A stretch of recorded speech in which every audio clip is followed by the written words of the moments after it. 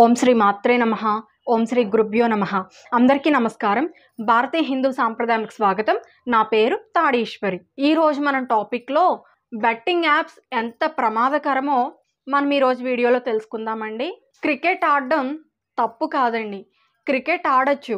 కానీ క్రికెట్ మీద పందాలు కట్టి కొన్ని లక్షల మంది జీవితాలు రోడ్డున పడుతున్నాయి. మనకి మన పురాణాల్లోనే చెప్తూ ఉంటారు, మద్యపానం ఎంత హానికరమో అలాగే జూదం కూడా అంతే హానికరం.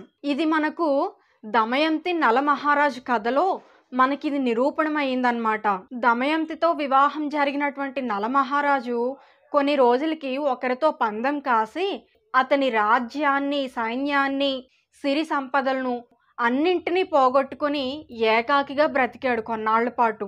అలా ఎందుకు బ్రతికాడు? జూదానికి వశం అయిపోయాడు.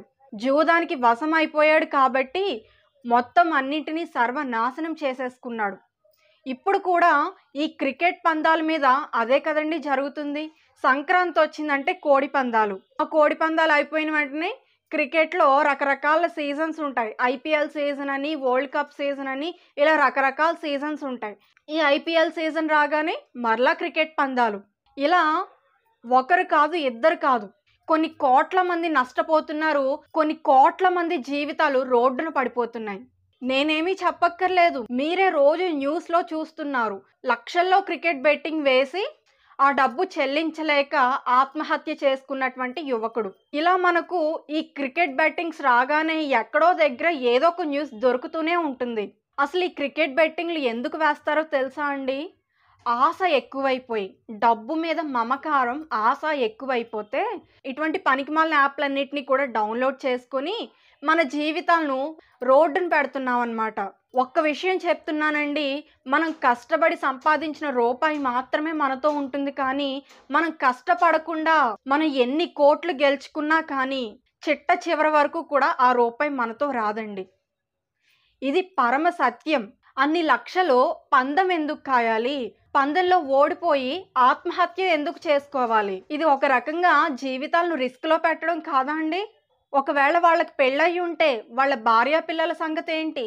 మనకి మన పురాణాల్లోనే చెప్పారు, జూదం జోలికి వెళ్ళవద్దు అని మనకు మన శాస్త్రాల్లోనే చెప్తున్నారు. ఒక్కసారి కానీ మనం జూదానికి అలవాటు పడిపోయేమే అనుకోండి, ఇంకా అందులోంచి మనం బయటికి రాలేము. ఈ రోజు మనకు 1,00,000 రూపాయలు వచ్చినందుకు మనకు చాలా సంతోషంగానే ఉండొచ్చు. కానీ రేపటి రోజున 10 లక్షల రూపాయలు మనం పోగొట్టుకుంటే అప్పుడు ఆ బాధ ఏంటో మనకు అర్థమవుతుందన్నమాట. కాబట్టి ఈ క్రికెట్ బెట్టింగ్లకు మెయిన్ కారణం డబ్బు మీద ఎక్కువ ఆశ ఉండడమే.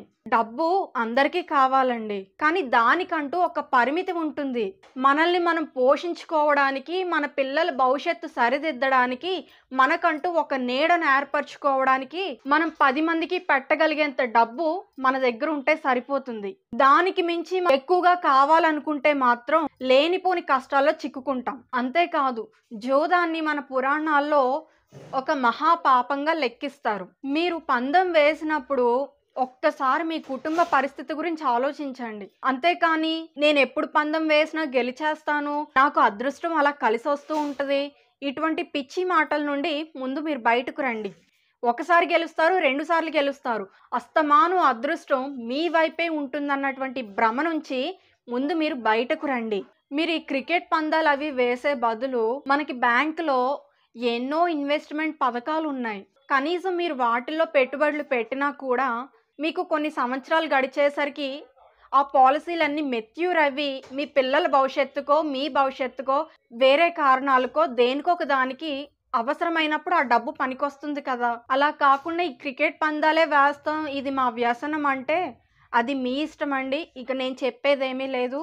కానీ దయచేసి క్రికెట్ బెట్టింగ్లు, కోడి పందాలు ఇటువంటివన్నీ వేసేవాళ్ళు ఒక్కసారి మీ ఫ్యామిలీ పరిస్థితి గురించి ఆలోచించుకొని అప్పుడు వేయండి. సరేనండి?